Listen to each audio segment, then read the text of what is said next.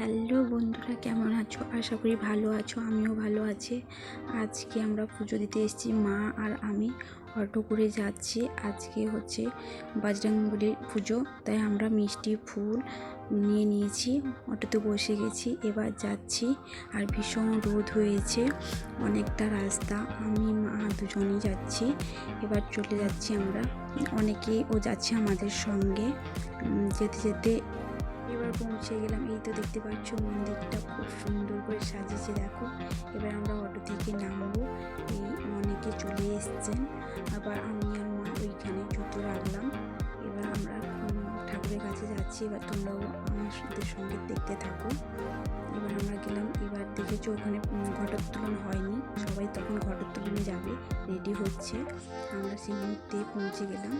এবার দেখো বজরংবলীকে কি দারুণ করে সাজিয়েছে, এত সুন্দর করে সাজিয়েছে, আমার তো খুব ভালো লাগছে। তোমাদের কেমন লাগছে অবশ্যই জানিও। আর মন্দিরটাও খুব সুন্দর করে সাজিয়েছিল।